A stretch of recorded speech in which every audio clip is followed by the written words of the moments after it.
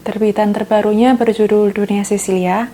Jadi jangan bingung kalau punya aku ini judulnya Cecilia dan Malaikat Ariel, isinya sama aja kok.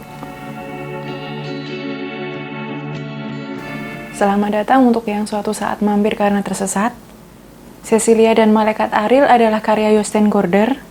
Punyaku ini cetakan Desember 2008, diterbitkan oleh penerbit Mizzen, dan diterjemahkan oleh Andi Tias Prabantoro. Novel ini menceritakan tokoh utama kita, Cecilia, dan deuter agonisnya, Malaikat Ariel. Pada malam Natal, Cecilia yang sudah sakit selama 3 bulan kedatangan tamu yang memperkenalkan dirinya sebagai Ariel. Cecilia sendiri nggak tahu sebenarnya Ariel itu laki-laki atau perempuan, tapi dari deskripsinya pembaca bisa tahu kalau Ariel itu botak, berjubah putih, bertelanjang kaki, tidak punya rambut-rambut halus yang tumbuh di sekujur tubuhnya, dan tidak bisa mencubit lengannya sendiri. Ariel ini sendiri bertugas untuk menemani Cecilia selama dia sakit keras, dan bahkan tidak mampu menuruni tangga dengan kekuatannya sendiri. Hal yang dilakukan Ariel untuk menemani Cecilia adalah dengan ngobrol. Apa tidurmu nyenyak? Itu adalah kalimat yang selalu ditanyakan Ariel untuk Cecilia. Dari sana kemudian obrolan itu mulai berkembang. Menurutku Cecilia dan Malaikat Ariel ini salah satu novel Gaarder yang enak banget untuk dibaca. Novel tipis yang dialognya lebih banyak daripada narasinya. Sebuah dialog-driven novel. Dan itu juga yang bikin novel ini menjadi menarik karena tidak ada dialog yang percuma, tidak ada dialog yang canggung. Aku suka banget dialog-dialog mereka karena kadang-kadang lucu, kadang-kadang menggelitik kesadaran kita sebagai manusia. Kenapa? Spoiler alert.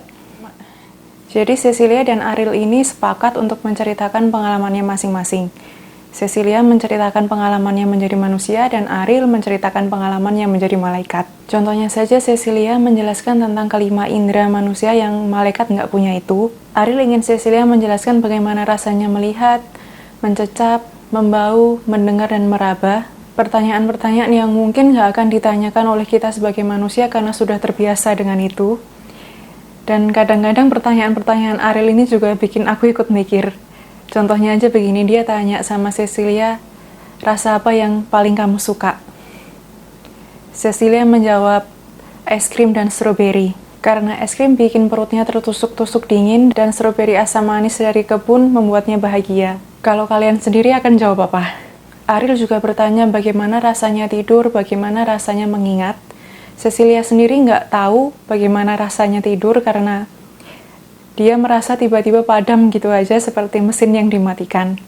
Menurutku pertanyaan tentang bagaimana rasanya mengingat adalah yang paling menarik.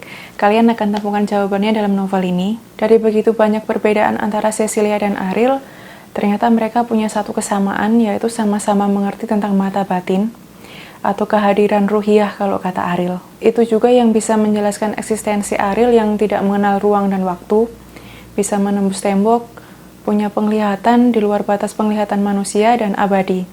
Sedangkan Cecilia tidak. Ariel juga yang menyadarkan Cecilia bahwa pertanyaan tentang surga itu sudah terjawab, dan sebenarnya dia juga sudah merasakan, karena seperti judul dalam subbab ini, surga bercermin di dunia. Bumi surgawi tempat manusia tinggal dan ada bagian dari diri Cecilia yang bersifat ilahiyah. Mungkin kelihatannya novel ini berat, tapi tenang aja dialognya mengalir dan ringan. Diwakilkan oleh dua entitas berbeda yang sama-sama ingin tahu tentang alam raya sebagai sebuah teka-teki akbar. Bagian lucunya dari novel ini adalah Ariel punya sudut pandang yang berbeda dari manusia bahkan untuk hal-hal kecil sekalipun, misalnya kayak ayam atau telur duluan.